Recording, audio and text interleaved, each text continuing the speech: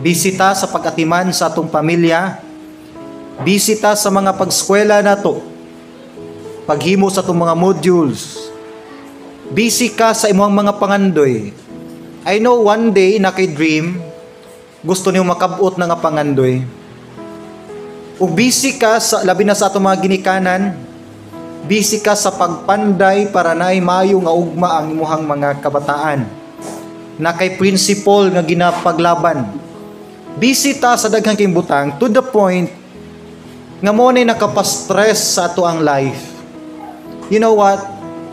Ang stress point sa atong life, wala lang sa atong physical, wala lang sa ato ang emotional. Ang pinaka-stress point sa atong life nasa atong mind. Naagyud halos tanan nagdepende sa status sa atong mind. Muningon si Paul, if you want transformation, renew your mind. Tanan na sa mind. For example, arita sa mga mountain climbers bitaw. Ang training ana nila, dili lang na siya about sa ilang hobbies man good. Dili lang na about commitment. It involves their lives. Lima ka mukatkat sila Mount Everest. Pila na gud ka gatos libo ang nangamatay diha nga wa nakasurvive sa kabugnawon. Ang uban nangatagak, ang uban nahutdan gyud ginhawa tungod sa kakapoy.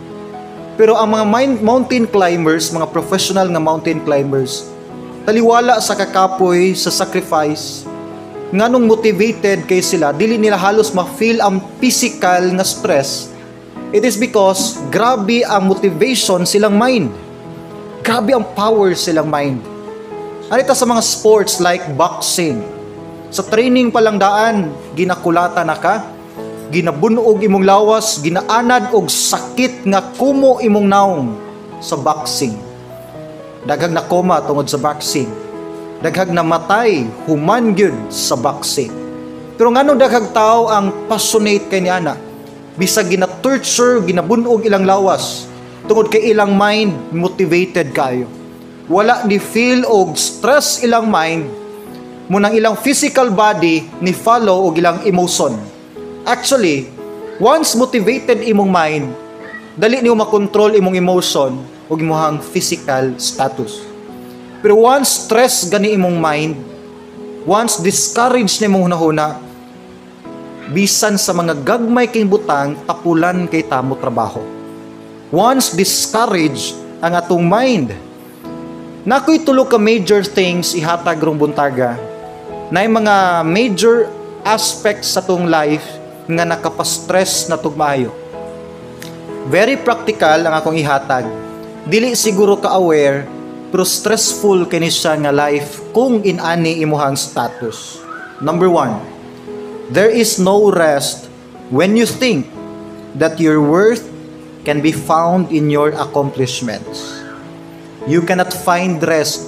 Di gyud ka magmalinawon, di ka kakitag pahulay sa imong kinabuhi kung ang imong bili, ang value sa imong life, ginapangita nimo sa imong accomplishments.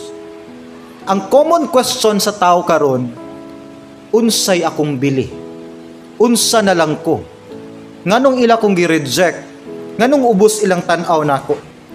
Gani sa Bible, common na sa question sa mga Bible characters. Si Moses, adang gitawag siya sa pag-lead sa Israel, ingon siya, kinsa man ko Ginoo nga imo kong tawgon para nila. It talks about worth. Para ni Moses, kinsa man ko nga ordinaryo raman kong tao para himuon nimong leader. Sadang si Jeremiah, gitawag siya sa Dios, may mong prophet, ingon siya, Lord, bata pa kaayo ko. And it talks about worth. Di ko deserving Ginoo. Bata pa kay kustanan. Sadang si David, gusto niya nga pildihon og awayon si Goliath unsa ingon sa mga igsoon ug sa mga katawhan bisan si King Saul. David, wala kay experience. David, magbalantay lang kag karnero.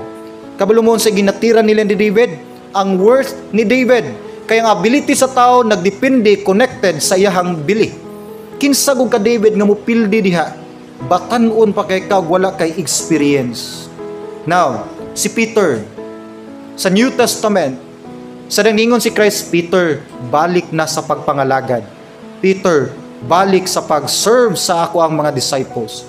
Kung sa ingong Peter, Ginoo, makasasala na kay gustanan. Di na ko pwede diha. Pero ang Ginoo nag-open yag another chance. Daghan kayo question about our worth. Gani ang pinaka-common problem, biggest problem, ug nagadako nga problema sa tong society, it's not money itself. It's not friendships. It's not family or relationship or career. Kabalo mo sa gina-fight sa tao, worth, value. Ang tao nagapangitag community, mga tao nga ma-feel niya nga importante siya. Importante or valuable siya. Munang gina-fight na to atong mga friends, kung diha man lang nga tao, kinang mga tawhana ang makahatag na tong tinuod gyud nga value. Ug man nangita tag work, aron nga natay nindot nga income, tud kay kung natay nindot ka income, itrato ta sa tao nga importante silang tubangan. Munay boses sa atong secular. Kung di ka nindot og trabaho, dili ka sikat. Kung dili ka nindot og educational background, dili mo tuo ang tao nimo. Kung dili ka famous, kung imong sports gani kay dili sikat, dili ka influential nga tao. Kung dili nindot ang body figure nimo, dili ganahan ang mga tao nimo. Dili ka valuable kung dili ka ilado sa mga tao. Ang trending sa kalibutan, dili ka valuable kung wala kay accomplishments. So tiyanti ka, kung muna imong principle, stress kay na nga life. Stressful kina siya nga life. Muna'y first na stress, nakapastress sa itong kinabuhi. Tanawang mga youth na to karon. Tanawang Facebook. Bisan sa mga kabatanunan, bisan kaning mga adult. Kuwang na lang ibaligyang unod sa Facebook para lang musikat. Hinumdum nung ko sa isa ka estudyante ng siya, ma, di ko ka-graduate, ma. Kuyawan po ng mama, kay dako na kay gigasto. Nga naman na. Ngunit namong, sir, di ko ka-graduate. Nga no lagi. Wala ko'y iPad. Kanusa pa na nahimong balaod na di ka-graduate kung wala'y iPad. Online class man may mga akong mga classmate, nindot kay computer. Nya, di naman pwede akong cellphone kay 3G lang man eh. Dapat katong LTE 5G katong, dapat kung naay 7G ma kato. Sige trak, paliton ti kag iPad. Kabalo mo nga no na, natatak sa to mga young generations, ngon say naa nila, naapod ka, para in ka sa group. Kay wa kay friends, kung wa kay bit-bit nga mga lapad nga mga tabla. No, sa una bitaw mga cellphone, paggamyanay man ng cellphone sa una. 3210, paggamyanay uy. Murag remote control ka na bitaw. Tit tit. Cellphone din na brad, abi na kung kanang kalkyo. Pero karon palaparay limang ka murag tabla. Hello? Kita mo na sa mall, abi unsa man ang iyang hello? Abi nog nabinuang, na may nitingog. Ibisa na mga tablet na nay SIM card. Sa una di taga mo bit-bit og dagko, pero karon nindot kay ang screen tan-aw nimo nig selfie dako kay mong naong. Pero ang trending karon sa kalibutan, dapat nindot kag course, mag self-pity ang mga youth kung walay nahuman sa college. Kay di ko in sa kong mga igagaw, may agaw na ko nindot kayo kurso ako. Now, isa na ka stress kay nga life.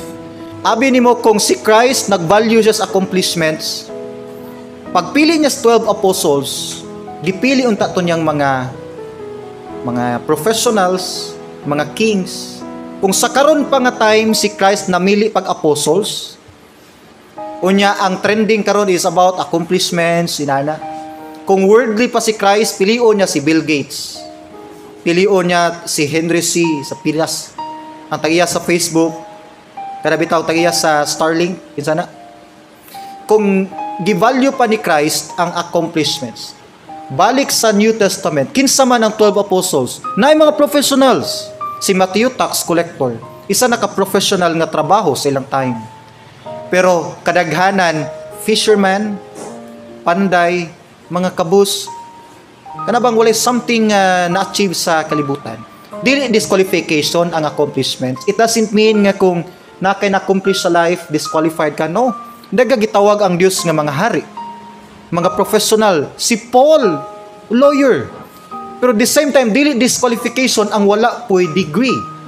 Daghan po gitawag ang Ginoo nga ordinaryo lang ang mga tao, tud kay mas importante sa Dios ang kasing-kasing sa tao kaysa iyang accomplishments.